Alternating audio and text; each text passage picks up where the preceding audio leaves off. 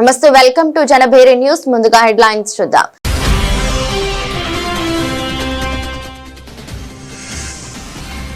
పిల్లలకు బాల్యం చెదరనీయకుండా చేద్దాం. సోషల్ మీడియా బ్యాన్ పై ఆస్ట్రేలియా ప్రధాని కీలక వ్యాఖ్య.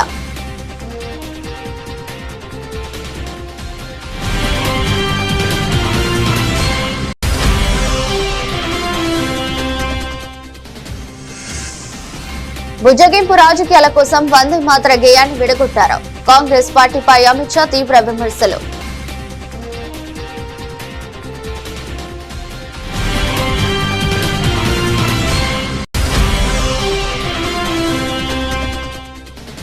డిసెంబర్ 31న రామ మందిరం ప్రాణ ప్రతిష్ఠ కార్యక్రమం 2వ వార్షికోత్సవం.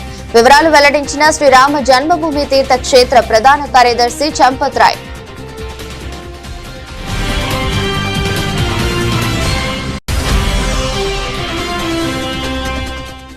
కాంగ్రెస్ పార్టీపై అస్సాం సీఎం హిమంతా బిశ్వ శర్మ సంచలన వ్యాఖ్యలు.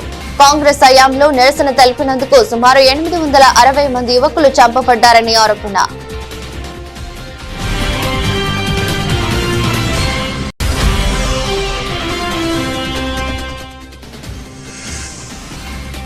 ఎనభై 3 పేజీలతో తెలంగాణ విజన్ డాక్యుమెంట్ ను ఆవిష్కరించిన సీఎం రేవంత్ రెడ్డి.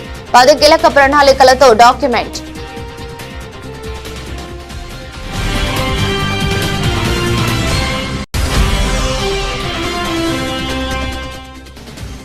రిజిస్ట్రేషన్ కాగానే ఆటో మ్యూటేషన్. రెవెన్యూ శాఖపై సీఎం చంద్రబాబు కీలక ఆదేశాలు.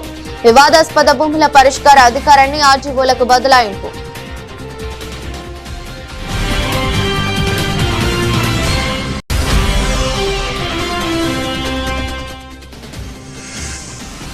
కేసీఆర్ అంటే పోరాటం, త్యాగం. రేవంత్ రెడ్డి అంటే వెన్నుపోటు, ద్రోహమని అభివర్ణించిన మాజీ మంత్రి హరీష్ రావు.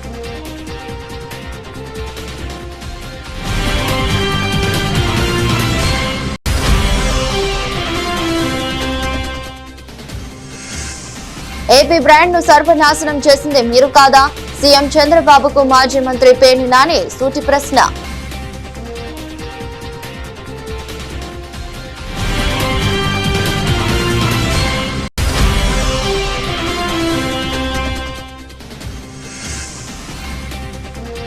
హరీష్ ను బయటకు, కేటీఆర్ ను జైలుకు పంపే ప్లాన్. కవితపై మాధవరం సంచలన ఆరోపణలు.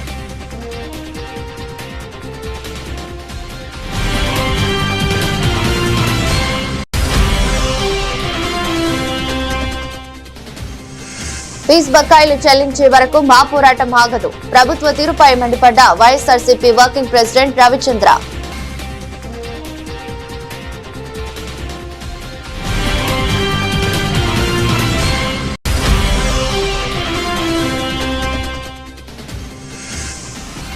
మొదటి టీ20లో భారత్ ఘన విజయం. 74 పరుగులకే కుప్పకూలిన దక్షిణాఫ్రికా. 101 పరుగుల తేడాతో టీమిండియా విన్.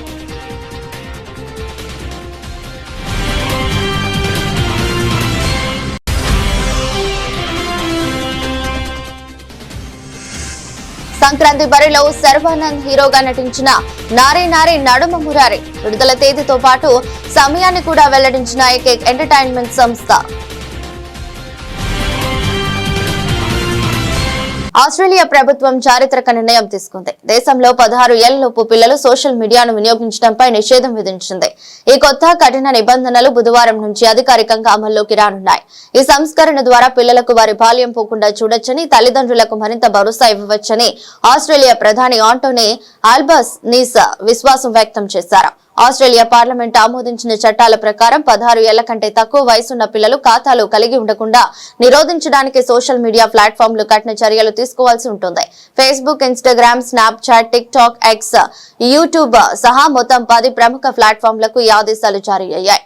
సోషల్ మీడియాలోని కొన్ని డిజైన్లు యువతను స్క్రీన్లకు అతుక్కుపోయేలా ప్రోత్సహిస్తున్నాయని, వారి ఆరోగ్యంపై తీవ్ర ప్రభావం చూపుతున్నాయని ప్రభుత్వం ఆందోళన వ్యక్తం చేసింది. 2025లో ప్రభుత్వం జరిపిన ఒక అధ్యయనంలో 10 నుండి 15 ఏళ్ల వయసున్న పిల్లల్లో 96% మంది సోషల్ మీడియా వాడుతున్నారని, వారిలో 70% మంది హింస, ఆత్మహత్యలకు ప్రోత్సహించే కంటెంట్ వంటి హానికరమైన విషయాలను చూస్తున్నారని తెలింది. ఈ హానికరమైన ప్రభావాలను తగ్గించడమే నిషేధం ముఖ్య ఉద్దేశమని ప్రభుత్వం వివరించింది. The Prime Minister here, and I want to speak to you directly about something very important. From December 10, if you're under 16, you're no longer allowed to have a social media account. You'll know better than anyone what it's like growing up with algorithms, endless speeds, and the pressure that can come with that. That's why we've taken this step to support you. If you have questions, by all means, reach out. Talk to your parents, your teachers, and your friends.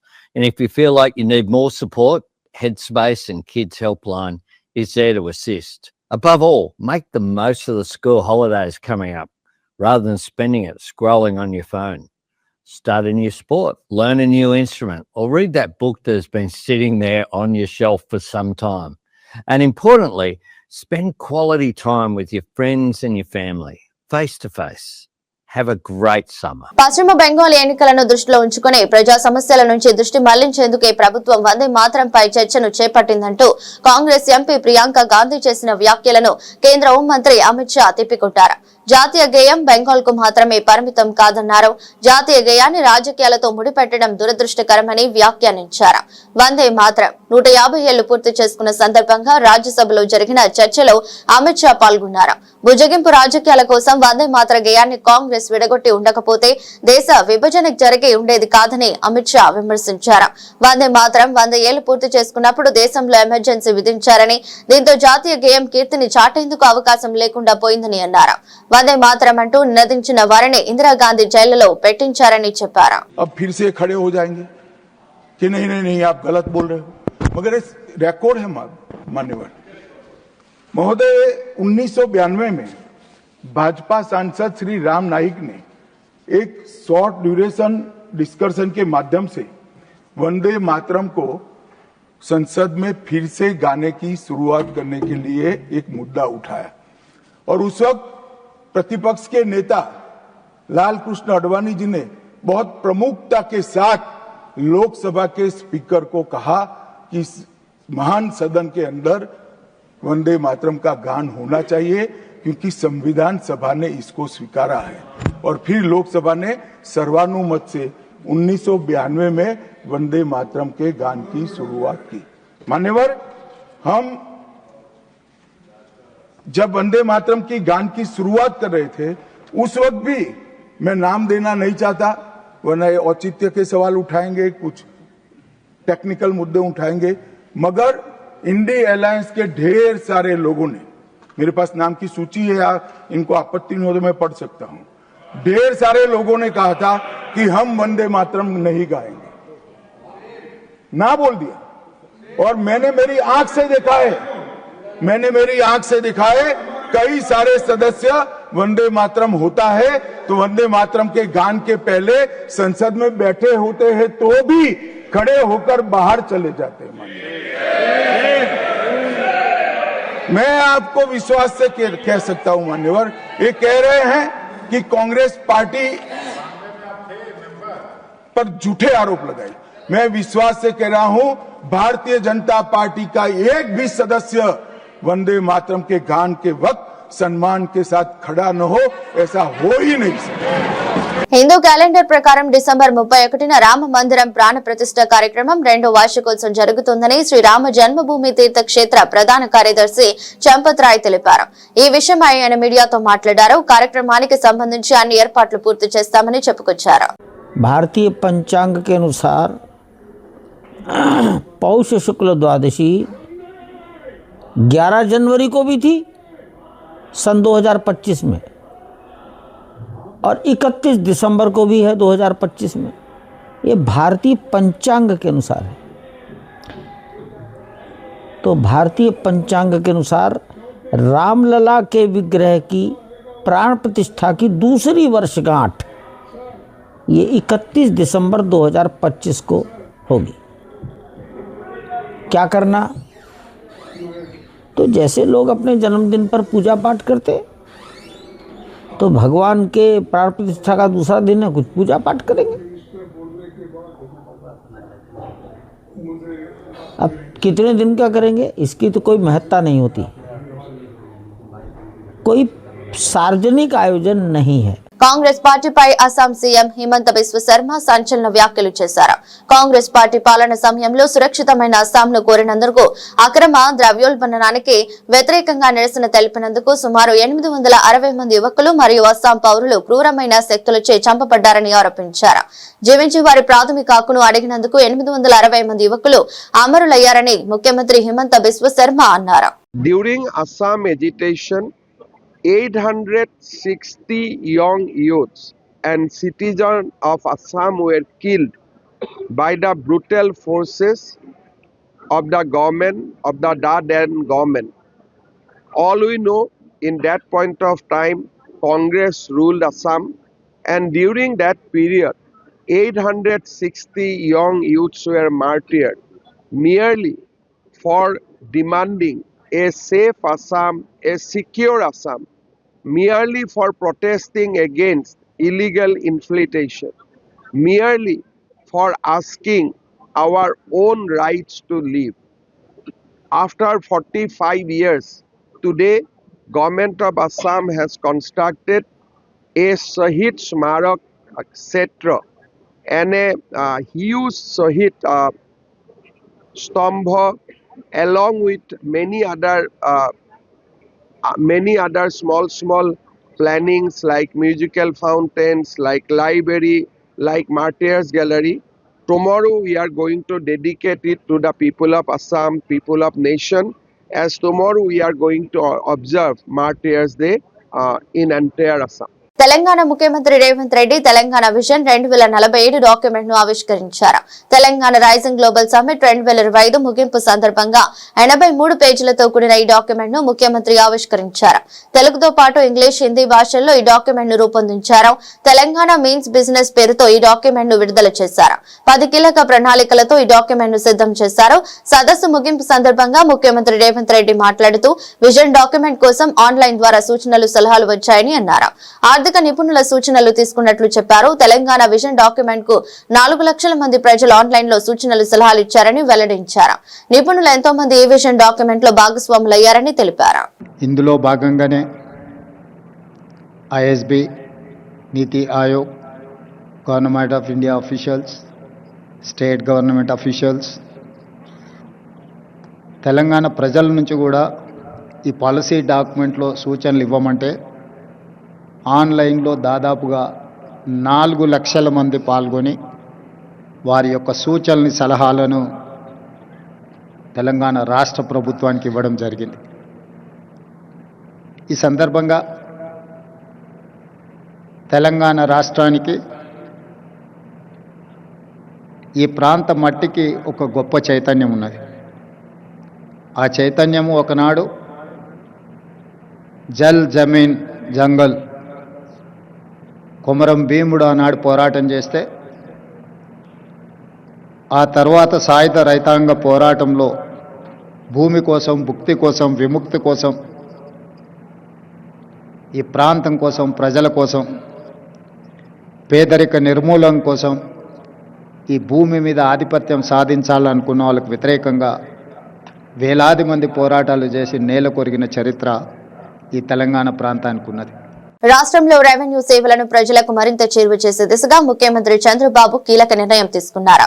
భూముల registration జరిగిన వెంటనే ఎలాంటి జాప్యం లేకుండా real టైంలో automatic గా mutation పూర్తయ్యేలా పటిష్టమైన వ్యవస్థను ఏర్పాటు చేయాలని అధికారులను ఆదేశించారు. పట్టాదారు పాస్ పుస్తకాల కోసం భూ యజమానులు ప్రభుత్వ కార్యాలయాల చుట్టూ ప్రదక్షిణలు చేసే దుస్థితికి చరమగీతం పాడాలని స్పష్టం చేశారు. రాబోయే ఏడాది కాలంలో రెవెన్యూ శాఖను పూర్తి స్థాయిలో ప్రక్షాళన చేయాలని, ఈ ప్రక్రియపై ప్రతి నెల తానే స్వయంగా సమీక్షిస్తానని ఆయన వెల్లడించారు. సచివాలయంలో రెవెన్యూ శాఖపై ముఖ్యమంత్రి ఉన్నత స్థాయి సమీక్ష సమావేశం నిర్వహించారు. సమావేశానికి రెవెన్యూ శాఖ మంత్రి అనగాని సత్యప్రసాద్, శాఖ ప్రత్యేక ప్రధాన కార్యదర్శి సాయి ప్రసాద్, సిసిఎల్ఏ అధికారులు హాజరయ్యారు. ఈ సందర్భంగా రాష్ట్రంలో నెలకొన్న భూ సమస్యలపై అధికారులు సీఎంకు వివరించారు. పరిపాలనలో సౌలభ్యం, వేగవంతమైన పరిష్కారం కోసం మరో కీలక నిర్ణయం తీసుకున్నారు. వివాదాస్పద భూముల జాబితా నుంచి భూములను తొలగించే అధికారాన్ని ఇప్పటి వరకు జాయింట్ కలెక్టర్ స్థాయి నుంచి ఆర్జీఓలకు బదలాయించాలని నిర్దేశించారు. కేసీఆర్ అంటే పోరాటం, త్యాగమని, రేవంత్ రెడ్డి అంటే వెన్నుపోటు ద్రోహమని మాజీ మంత్రి హరీష్ రావు అభివర్ణించారు. తెలంగాణ రాష్ట్ర సాధన కోసం చావు నోట్లో తలపెట్టిన వ్యక్తి కేసీఆర్ అయితే ఉద్యమకారుల మీదకే రైఫిల్ పట్టుకుని బయలుదేరిన వ్యక్తి రేవంత్ రెడ్డి అని మండిపడ్డారు. సమైక్యవాదుల బాటలో నడుస్తూ ముఖ్యమంత్రి రేవంత్ రెడ్డి తెలంగాణ అస్తిత్వాన్ని దెబ్బతీస్తున్నాడని మండిపడ్డారు. తెలంగాణ తల్లి విగ్రహం అనేది ఉద్యమ భావోద్వేగాల మధ్య పోరాట స్ఫూర్తితో పుట్టిన రూపమని, తెలంగాణ అస్తిత్వానికి ప్రతీకని, ప్రజలు స్వచ్ఛందంగా ఊరూరా వాడవాడల విగ్రహాలు పెట్టుకుని పూజించుకుంటున్న తల్లిని రేవంత్ రెడ్డి మార్చాలనుకోవటం దుర్మార్గమని ఆగ్రహం వ్యక్తం చేశారు. రేవంత్ సృష్టించినది నకిలీ తల్లి అని, ఆ తల్లి చేతిలోంచి మన సంస్కృతికి ప్రతీక అయిన బతుకమ్మను తీసేసిన దుర్మార్గుడు రేవంత్ రెడ్డి అని ధ్వజమెత్తారు. డిసెంబర్ 9 లేకపోతే జూన్ 2 రాష్ట్ర అవతరణ దినోత్సవం లేదు. తెలంగాణ ఉద్యమంలో ఈ 3 రోజులు చాలా కీలకమైనవి. November 29, December 9, June 2.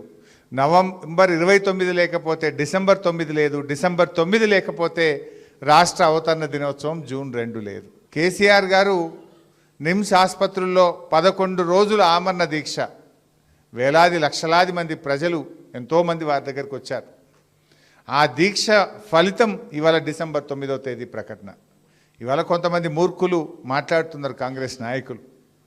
కేసీఆర్ దీక్షనే లేకపోతే డిసెంబర్ 9 అర్ధరాత్రి చిదంబరం ప్రకటన వచ్చేదా? దీక్ష చేయకపోతే ఢిల్లీ దిగొచ్చేదా? కేసీఆర్ దీక్ష ఫలితం, అమరుల త్యాగ ఫలితం నేటి తెలంగాణ రాష్ట్రం. ఇవాళ ఎవరెవరో ఏదో మాట్లాడుతుండొచ్చు, కానీ కేసీఆర్ గారు నిజంగా ఇవాళ చరిత్ర అంటూ మాట్లాడితే, తెలంగాణ ఉద్యమ చరిత్రలో మాట్లాడితే కేసీఆర్ అంటే పోరాటం, కేసీఆర్ అంటే త్యాగం. రేవంత్ రెడ్డి గురించి కూడా తెలంగాణ ఉద్యమం గురించి చెప్పాలంటే, రేవంత్ అంటే వెన్నుపోటు, రేవంత్ అంటే ద్రోహం. తెలంగాణ ఉద్యమానికి ద్రోహం చేసిన వ్యక్తి ఎవరన్నా ఉన్నారంటే రేవంత్ రెడ్డి, వెన్నుపోటు పొడిచిన వ్యక్తి ఎవరన్నా ఉన్నారంటే రేవంత్ రెడ్డి. ఎందుకంటే రాజీనామాలు చేయండి అంటే జిరాక్స్ కాగితాలు ఇచ్చిన వ్యక్తి. అరే ఉద్యమానికి గెలిచి రావయ్యా అంటే జై తెలంగాణ నుండి తుపాకీ పట్టుకొని కాలుస్తా అని రైఫిల్ పట్టుకొని బయలుదేరిన రైఫిల్ రెడ్డి రేవంత్ రెడ్డి. అంటే రేవంత్ అంటే ద్రోహం, రేవంత్ అంటే వెన్నుపోటని రాయాలి. తెలంగాణ ఉద్యమ చరిత్ర అంటూ రాస్తే రేవంత్కు ఉన్నటువంటి స్థానం ఒక ద్రోహం, ఒక వెన్నుపోటు. ఇలా ఆయన తెలంగాణ తల్లిని మారుస్తుండు. ఇలా రాష్ట్ర వ్యాప్తంగా తెలంగాణ తల్లిని మార్చి కలెక్టరేట్లలో ఒక రేవంత్ రెడ్డి సృష్టించిన తల్లిని పెడతా ఉన్నాడు. ఇలా తెలంగాణ తల్లి అనేది తెలంగాణ ఉద్యమంలో తెలంగాణ భావోద్వేగాల మధ్య, పోరాటాల మధ్య పుట్టిన తల్లి తెలంగాణ తల్లి. ఆ తెలంగాణ తల్లి అసలైన తెలంగాణ తల్లి.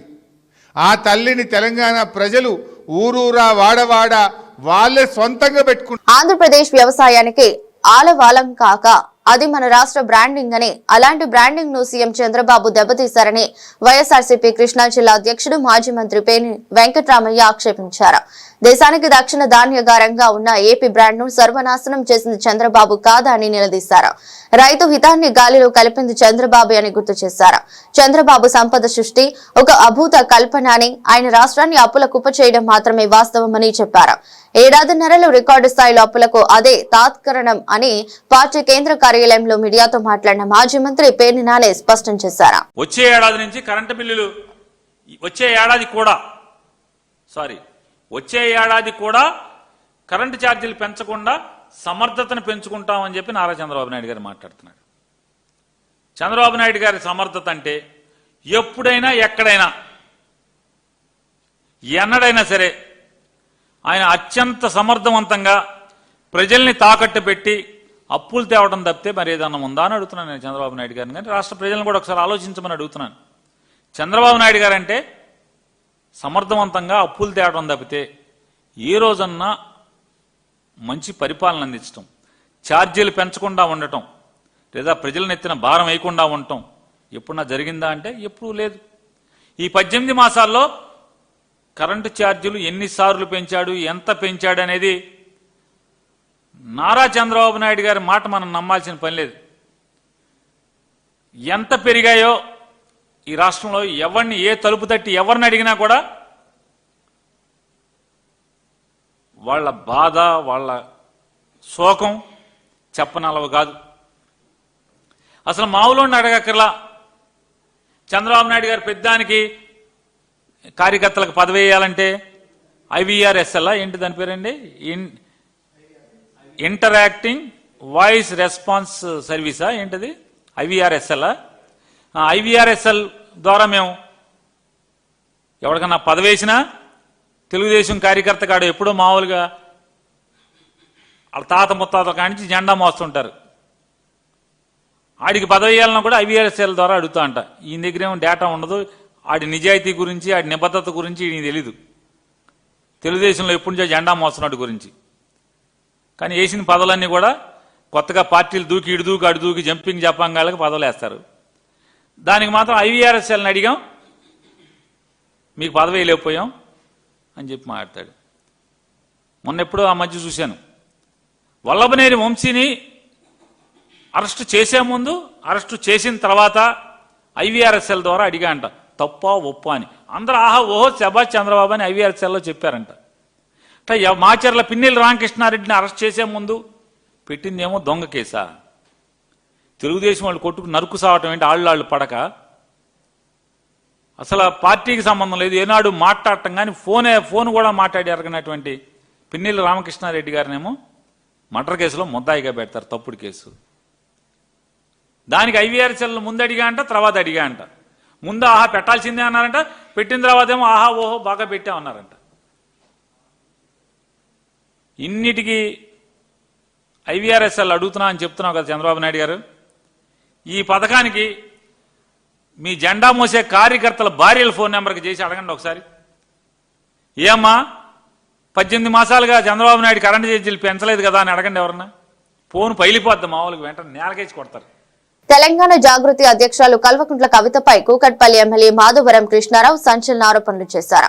బీఆర్ఎస్ వర్కింగ్ ప్రెసిడెంట్ కేటీఆర్ ను అరెస్ట్ చేయించేందుకు సీనియర్ నేత హరీష్ రావును పార్టీ నుంచి బయటకు పంపేందుకు ముఖ్యమంత్రి రేవంత్ రెడ్డితో కలిసి కవిత కుట్ర పన్నుతున్నారని తీవ్రస్థాయిలో ధ్వజమెత్తారు. బీఆర్ఎస్ లో సర్వం తానే కావాలనే దురుద్దేశంతో ఆమె ఈ కుట్రకు తెరలేపారని ఆరోపించారు. తనతో పాటు పలువురు బీఆర్ఎస్ ఎమ్మెల్యేలను ఉద్దేశించి కవిత చేసిన విమర్శలపై మాధవరం కృష్ణారావు మీడియా సమావేశంలో స్పందించారు. ఢిల్లీలో కేజ్రీవాల్ ను నాశనం చేశావు, ఇప్పుడు కేసీఆర్ కేటీఆర్ ను బీఆర్ఎస్ ను నాశనం చేయాలని చూస్తున్నావని కవితపై విరుచుకుపడ్డారు. 10 ఏళ్ల బీఆర్ఎస్ పాలనలో 1000 కోట్లు దోచుకున్నారని, 1000 కోట్లు భూ కుంభకోణానికి పాల్పడ్డారని ఆరోపించారు. 5 నగర్ ల్యాండ్ 170 ఎకరాల ల్యాండ్ ఉంటే IDPL ఎంప్లాయీస్ అందరూ కలిసి నా దగ్గరకు వస్తే నేను ముఖ్యమంత్రికి వెళ్ళా, సార్ చాలా నిరుపేదలు ఇల్లు వీళ్ళు 300 గజాలు ఎప్పుడు 4 పెళ్లి కింద కొనుక్కున్నారు, రెగ్యులరైజ్ చేయమంటే ముఖ్యమంత్రిని ఒప్పిస్తే నేను పొగిలేటి శ్రీనివాసరెడ్డి ఇప్పుడున్న రెవెన్యూ మంత్రి ఇద్దరం కలిసి ప్రయత్నం చేశాం, మంచి చేద్దామని చెప్పి ఆయన పొగిలేటి శ్రీనివాసరెడ్డి గారు నేను ప్రయత్నం చేస్తే అడ్డం పడి పెద్దగా ఆఫర్ అడిగితే వదిలిపెట్టినందని. నిరుపేదలను కాకుండా IDPL ఎంప్లాయీస్ 100,000 మందిని వాళ్ళు అడగని చెప్తారు ఎందుకు ఆ 163 సర్వే నంబర్ 5 నగర్ ఎందుకు అయిందని. రెగ్యులరైజ్ చేసే రెగ్యులర్గా అడ్డం పడ్డది. ఇప్పుడున్న రెవెన్యూ మంత్రి పొగిలేటి శ్రీనివాసరెడ్డి నేను బదిలీ ఇద్దరం పోయి కూడా ఏమైనా మా గురించి మాట్లాడు చరిత్ర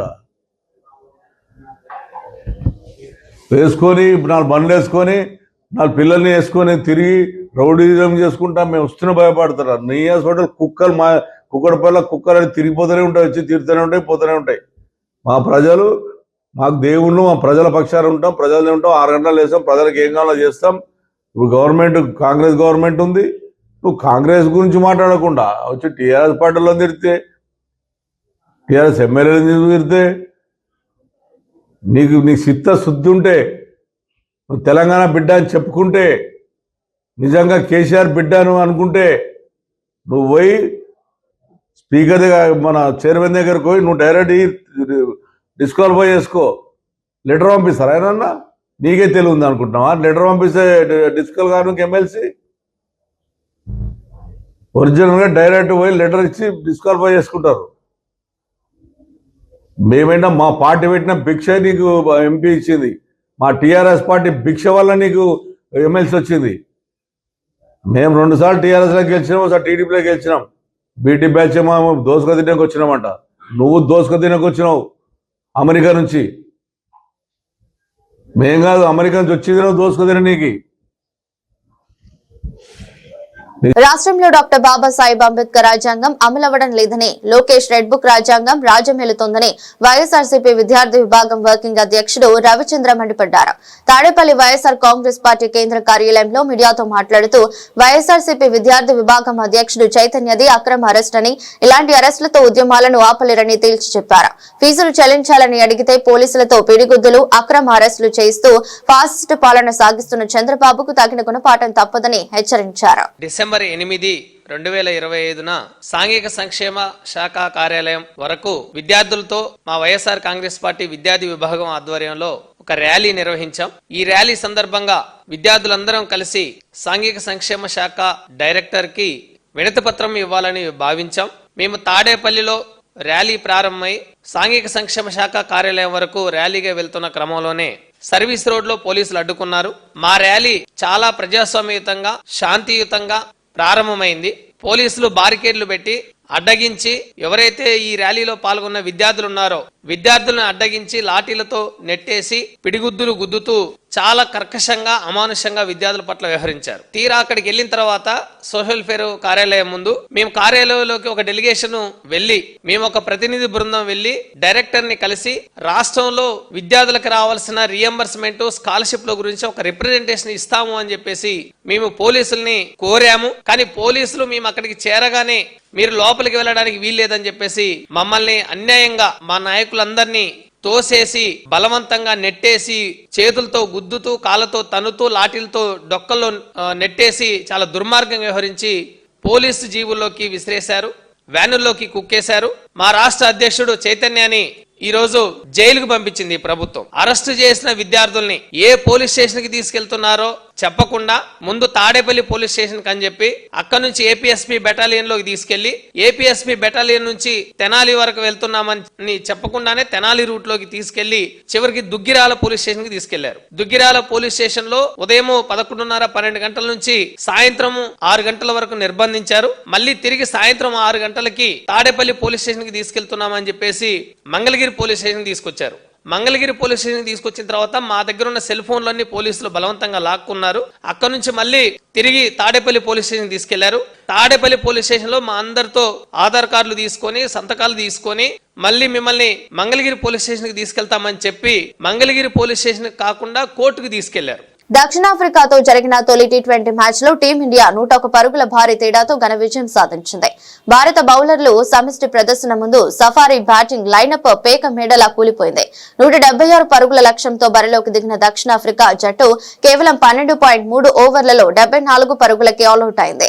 ఈ విజయంతో 5 మ్యాచ్ల సిరీస్ లో భారత్ 1-0 ఆధిక్యంలో నిలిచింది.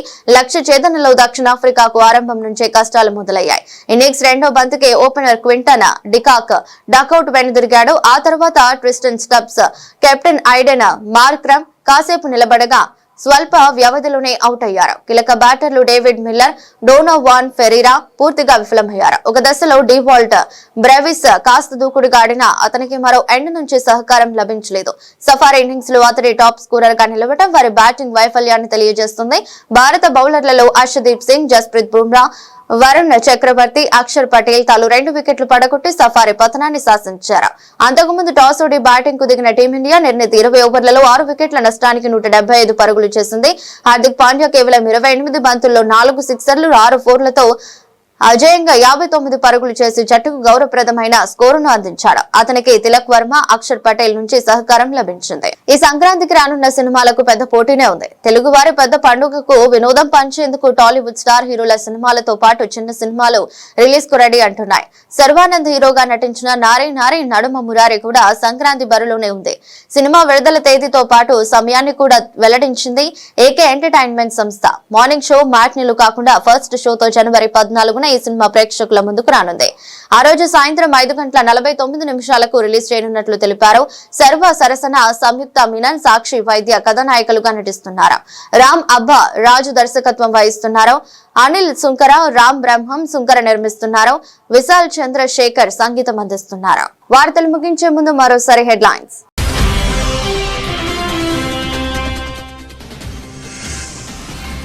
పిల్లలకు బాల్యం చెదరనీయకుండా చేద్దాం. సోషల్ మీడియా బ్యాన్ పై ఆస్ట్రేలియా ప్రధాని కీలక వ్యాఖ్య.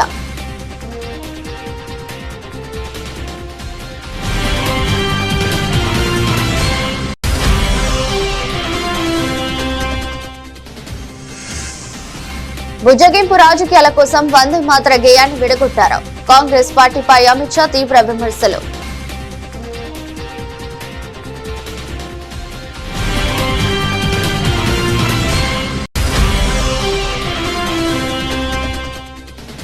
డిసెంబర్ 31న రామ మందిరం ప్రాణ ప్రతిష్ఠ కార్యక్రమం 2వ వార్షికోత్సవం. వివరాలు వెల్లడించిన శ్రీరామ జన్మభూమి తీర్థ క్షేత్ర ప్రధాన కార్యదర్శి చంపత్ రాయ్.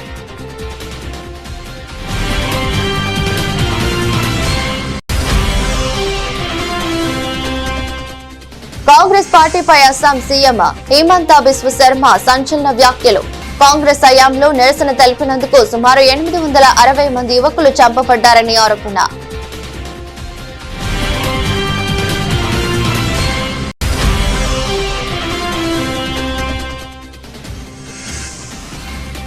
ఎనభై 3 పేజీలతో తెలంగాణ విజన్ డాక్యుమెంట్ ను ఆవిష్కరించిన సీఎం రేవంత్ రెడ్డి. 10 కీలక ప్రణాళికలతో డాక్యుమెంట్.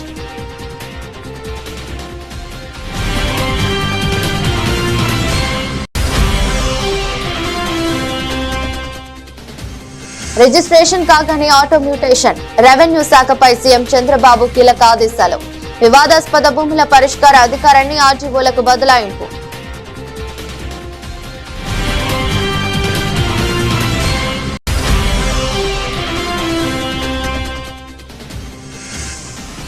కేసీఆర్ అంటే పోరాటం, త్యాగం. రేవంత్ రెడ్డి అంటే వెన్నుపోటు, ద్రోహమని అభివర్ణించిన మాజీ మంత్రి హరీష్ రావు.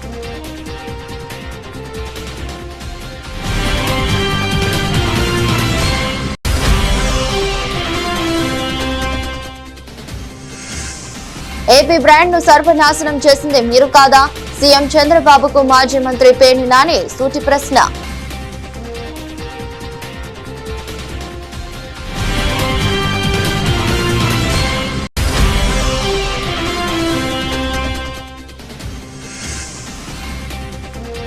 హరీష్ ను బయటకు, కేటీఆర్ ను జైలుకు పంపే ప్లాన్. కవితపై మాధవరం సంచలన ఆరోపణలు.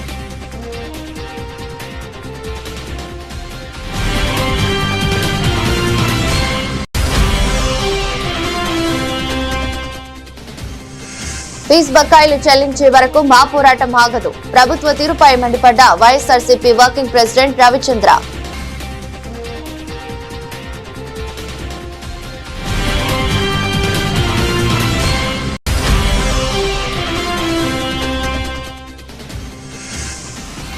మొదటి టీ20లో భారత్ ఘన విజయం. 74 పరుగులకే కుప్పకూలిన దక్షిణాఫ్రికా. 101 పరుగుల తేడాతో టీమిండియా విన్.